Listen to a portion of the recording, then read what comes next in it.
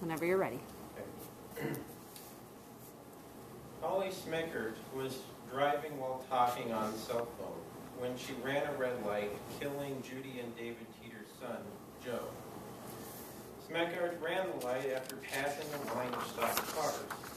This tragic story, as reported in the Detroit Free Press, is an example of a growing threat: distracted drivers. The NHTSA reports that distracted driving accounted for 16% of all fatal crashes in 2008.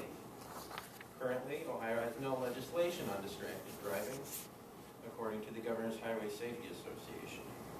I will argue that Ohio should pass legislation to help curb distracted driving in its three main causes: cell phone use, texting, and web access. Let's begin with cell phones. According to the Governor's Highway Safety Association, handheld phone use is illegal for all drivers in 10 states, but all states allow hands-free systems for at least most drivers. But as we will see, hands-free phones are not safer.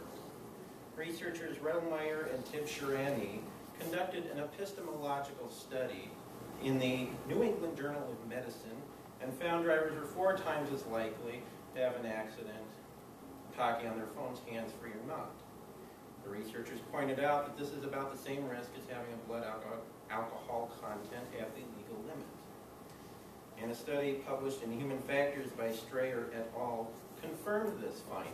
Using a driving simulator, the researchers established a causal link between hands-free phone use and a crash risk comparable to a person intoxicated at the legal limit.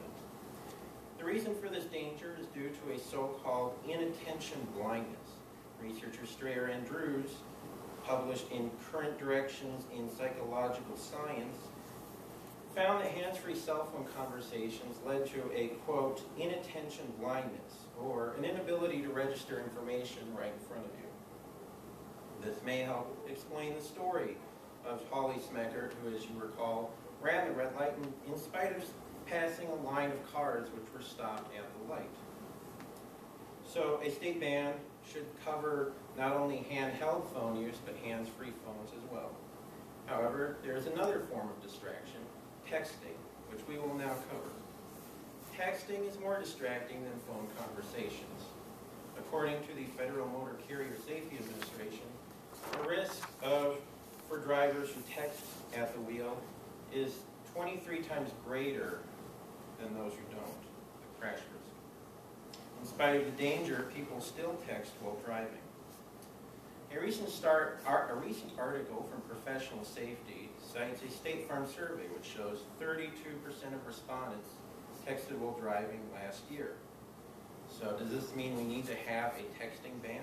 Critics say no. As the Issues and Controversies article, Texting While Driving, points out, although everyone agrees that texting while driving is bad, opponents say such laws are simply unenforceable.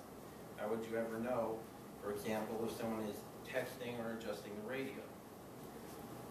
However, there is evidence that making texting a primary offense can be offensive. Kara Rose of USA Today reported that New York, Washington State, and California have all increased the number of citations issued since making texting while driving a primary offense. In light of this, Ohio should follow suit and make texting and driving a primary offense. Now that we have covered texting, let's look at the last form of distraction, which is web use. One of the arguments made against passing distracted driving legislation is that it's too selective. Bill Stouffer, chairman of the Missouri Senate Transportation Committee, was quoted in the Independent Examiner as saying, quote, "It's a popular thing to pass another law, but everything that takes your eyes off the road is just as deadly as texting or talking on the cell phone. Where does it end?" Unquote. I understand wanting to limit governmental intrusion in our daily lives. However, distracted driving, like drunk driving, is not a victimless crime. Stouffer does, however, make a point about a certain inconsistency in distracted driving laws. David Beege, quoted in Professional Safety, says that the NTSB recommends distracted driving legislation that goes beyond texting to cover web use also.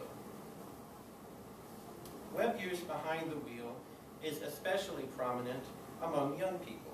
According to professional safety, drivers between the age of 18 and 29 were surveyed by State Farm, and last year 43% said they surfed the web behind the wheel, and 33% said they updated social networking pages behind the wheel.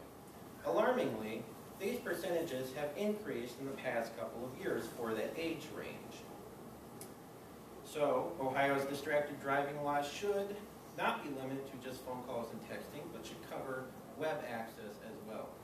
In conclusion, we have seen how the risk of crashing increases with cell phone conversations, texting, and web use.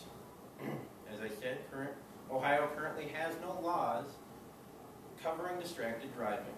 This needs to change in order to save lives. Thank you. Good job. Very well researched.